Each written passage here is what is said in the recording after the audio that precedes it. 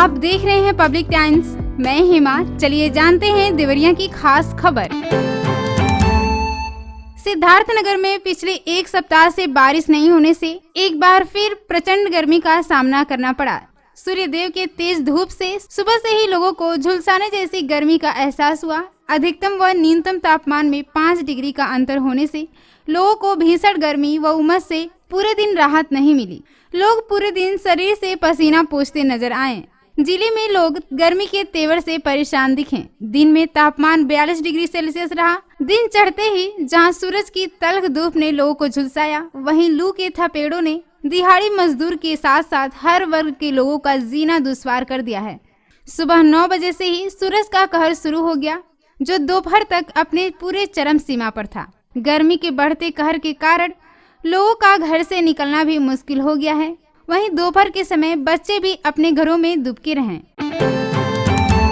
सावन मास में कावड़ यात्रा व प्रत्येक सोमवार और शुक्रवार को प्रमुख शिव मंदिरों में जलाभिषेक के लिए श्रद्धालु उमड़ते हैं। इनके एकत्रित होने के कारण किसी अप्रिय घटना को टालने और त्योहार सकुशल और शांतिपूर्ण संपन्न कराने को लेकर जिला मजिस्ट्रेट दिव्या मित्तल ने मुख्य मंदिरों के कार्यपालक मजिस्ट्रेट की ड्यूटी लगाई है। जिला मजिस्ट्रेट ने कार्यपालक मजिस्ट्रेट को निर्देश दिया है कि डीपीआरओ, ईओ, नगर पालिका परिषद व नगर पंचायत अधीक्षण व अधिशासी अभियंता बिजली, अधिशासी अभियंता पीडब्ल्यूडी, सीएमओ, अपर मुख्य अधिकारी जिला पंचायत, एएसपी उत्तरी व दक्षिणी से समन्वय स्थापित कर समय से संपूर्ण व्यवस्था कर लें। ड्यूटी समाप्ति के बाद बिना प्रतिस्थानी के आए ड्यूटी स्थल नहीं छोड़ेंगे।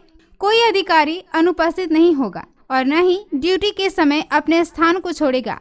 आकस्मिक परिस्थितियों में एडीएम प्रशासन से पूर्व अनुमति लेनी होगी, लेकिन शर्त यह होगी कि दी गई अनुमति को समाप्त होने के बाद तत्काल ड्यूटी पर हाजिर होना होगा। सदर विधायक सल्लमणि त्रिपाठी ने राजकीय औद्योगिक प्रशिक्षण संस्थान में 790 टैबलेट का वितरण शुभारंभ किया है। Shri Shri rural development programme trust international 21वां KM Kanpura main road Udaipur Bengaluru 560082 की ओर से संस्थान परिसर में निर्माण कराए गए इलेक्ट्रॉनिक लैब का उद्घाटन किया गया और संस्थान में निर्माणाधीन टाटा टेक्नोलॉजी लिमिटेड का वर्कशॉप का भी निरीक्षण किया गया।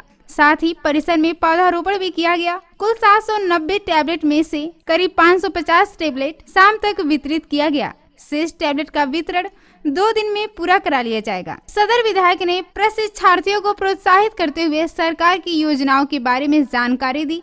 उन्होंने टैबलेट के सही उपयोग और उसके फायदे के बारे में बताया।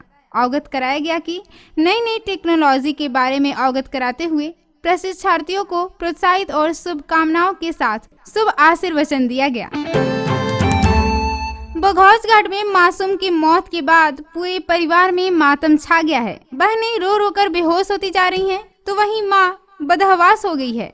बड़ी मिन्नतों और देवी देवताओं के चौखट पर मत्था टेकते टेकते तो अनुज का जन्म हुआ था। यह सभी लोग कह रहे हैं कि कुदरत का निर्णय भी बहुत कठोर होता है। अनुज की छत से गिरकर मौत हो गई है। आपको बता दें कि बघौचगढ़ थाना क्षेत्र के हरू महुआ गाँव निवासी मार्कंडे धोबी की शादी के बाद लगातार 3 बेटियां हुई थीं। इसके बाद काफी मिन्नतों के बाद अनुज का जन्म हुआ। अनुज के आने के बाद पूरे परिवार में खुशी का कोई ठिकाना नहीं रहा। तीनों बहनें अपने छोटे भाई को लेकर अत्यंत खुश रहती थीं। मां ने भी बेटे के जन्म के बाद सभी मन्नतों को पूरा कर भगवान को धन्यवाद दिया। सब कुछ ठीक चल रहा था। अगले माह रक्षाबंधन के लिए बहनें तैयारी में थीं कि भाई को राखी बांधनी है। माँ भी भाई बहनों की खुशी देखकर हमेशा खुशहाल रहती थी। पिता तीनों बेटे बेटियों की परवरिश के लिए विदेश में कमा रहे हैं। अनुज अपनी माँ सरस्वती देवी के साथ छत पर खेल रहा था। माँ जब नीचे खाना बनाने चली गई तो बेटा खेलते खेलते छत से नीचे गिर गया। इलाज के दौरान उसकी मौत हो गई। उसकी मौत के बाद माँ बदहवास है तो बहनें बेसुध हैं। गाँव के लोग भी अनुज की मौत से गमगीन हैं।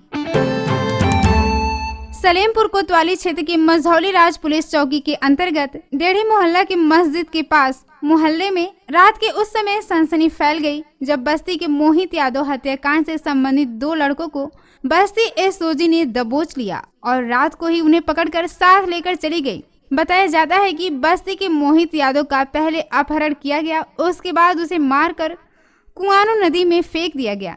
इस मामले में शामिल बस्ती के निवर्तमान छात्र संघ अध्यक्ष आदित्य विक्रम सिंह समेत 3 आरोपियों को बस्ती पुलिस ने गिरफ्तार कर मामले का खुलासा कर दिया था, परंतु अन्य 11 की तलाश जारी थी, जिसमें बीती रात बस्ती एसओजी ने 2 लोगों को मझौली राज से गिरफ्तार कर लिया है। आरोपियों की गिरफ्तारी के समय मझौली राज पुलिस चौकी के पुलिसकर्मी भी साथ थे। उदयपुर गाड़ी संख्या 19-616 देवरिया रेलवे स्टेशन पर पहुंची। चढ़ने के दरमियान एक यात्री ने गाड़ी में आपातकालीन खिड़की से चढ़ने के लिए शीशे को पत्थर से मारकर तोड़ दिया। सूचना पर प्रभारी निरीक्षक आस मोहम्मद के साथ उप निरीक्षक प्रेम सागर, जयराम यादव, कांस्टेबल नित्यानंद को साथ लेकर प्लेटफॉर्म नंबर 2 पर पूर्वी छोर पर पहुंचे। मौके पर ही स्टाफ की मदद से सदर कोतवाली के भरौली बाहर जमुना सदन अर्जुन चौहान को पकड़ लिया गया। उसके विरुद्ध रेल अधिनियम की धारा 153 के तहत मामला पंजीकृत कर न्यायालय रेलवे बनारस के समक्ष पेश किया जाएगा। भाटपर रानी थाना देश के 2 अलग अलग स्थानों पर गांव में घूम रहे आवारा कुत्तों ने 3 किशोरों सहित 4 को काटकर लहूलुहान कर दिया। सभी का इलाज भाटपर रानी पीएचसी में किया गया। आपको बता दें कि ग्राम बमनौली के 10 वर्षीय रवि किशोर पर एक आवारे कुत्ते ने उस समय हमला कर उसे लहूलुहान कर दिया जब वह दरवाजे पर खेल रहा था। आसपास के लोगों ने उसका शोर सुनकर कुत्ते को खदेड़ा। इसी गांव के 10 वर्षीय सालू गौड़ और गोलू गौड़ को एक कुत्ते ने उस समय काट लिया जब वे दोनों कहीं जा रहे थे। एक अन्य घटना में ग्राम चुनकी का 12 वर्षीय रंजीत शिव मंदिर पर खेल रहा था। उस समय एक आवारा कुत्ते ने उस पर हमला कर दिया जिससे वह घायल हो गया। भाटपर रानी पीएचसी के चिकित्सा प्रभारी डॉक्टर इमाम हुसैन सिद्दीकी ने बताया है कि सभी घायलों का मरहम पट्टी कर रेबीज इंजेक्शन लगा दिया गया है। पुनः इंजेक्शन के लिए बुलाया गया है। वहीं गांव के लोगों ने बताया कि इस समय गांव में आवारा कुत्तों का भय व्याप्त है। ये छोटे बच्चों पर हमला कर देते हैं।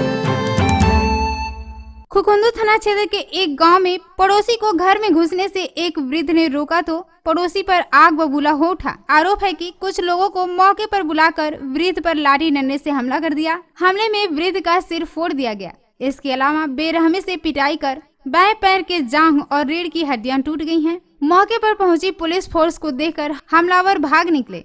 पीड़ित की हालत गंभीर बताई जा रही है। मेडिकल कॉलेज देवरिया में इलाज चल रहा है। मामला यह है कि खुखुंदू थाना क्षेत्र के एक गांव में 68 वर्षीय वृद्ध के 4 बेटों में से एक बेटे की मौत हो चुकी है। आरोप है कि पुरुष वर्ग की गैर मौजूदगी में विधवा बहू घर में अक्सर पड़ोसी को बुलाती रहती है, जिससे घर का माहौल बिगड़ने लगा है। रात को दरवाजे के बाहर वृद्ध ससुर सोए हुए थे। इसी बीच बहू ने पड़ोसी को घर पर बुला लिया। रात करीब 8 बजे पड़ोसी घर में घुसने लगा तो वृद्ध ससुर ने विरोध जताया और कहा कि घर में कहां घुसे चले जा रहे हो। वृद्ध का टोकना पड़ोसी को नागवार गुजरा। उसने तुरंत लोगों को बुलाकर वृद्ध पर लाठी डंडे से हमला कर दिया। वृद्ध लहूलुहान होकर जमीन पर गिर पड़ा। हालांकि फिर भी पड़ोसी और अन्य लोग उसके साथ मारपीट करते रहे। आपको बताते चले कि एकौना क्षेत्र के सचौली पटनीवा गांव के रहने वाले एक युवक की गुजरात प्रांत के सूरत जिले में मौत हो गई है। सुबह उसका शव एक ओवरब्रिज के नीचे मिला है। वह एक ठेकेदार के पास रहकर मजदूरी का काम करता था। युवक के मरने की खबर गांव आते ही परिजनों में चीख पुकार मच गई। गांव के छविलाल पासवान के 5 बेटों में से तीसरे नंबर का बेटा जय पासवान 1 साल से सूरत शहर में रहता था। वह पेंट पॉलिश का काम करता था। परिजनों के अनुसार उससे मोबाइल पर बात हुई थी। उसके साथ काम करने वालों ने बताया कि वह 2 दिन से संदिग्ध हालात में गायब चल रहा है। सूरत जिले में ही बरछा रोड पर एक स्कूल के किनारे ओवरब्रिज के नीचे उसका शव मिला है। शरीर के पिछले हिस्से में मामूली चोट के निशान बताए जा रहे हैं। स्थानीय पुलिस ने शव का पोस्टमार्टम कराने के लिए भेज दिया है। युवक की शादी अभी नहीं हुई थी। उसकी मौत की खबर ने बुजुर्ग मां अनीता और पिता छविलाल को झकझोर कर रख दिया है। परिवार के लोग मौत के कारणों का स्पष्ट नहीं कर पा रहे हैं। परिजन शव के इंतजार में हैं। मौत की खबर पर उनके दरवाजे पर ग्रामीणों की भारी भीड़ जुट गई है।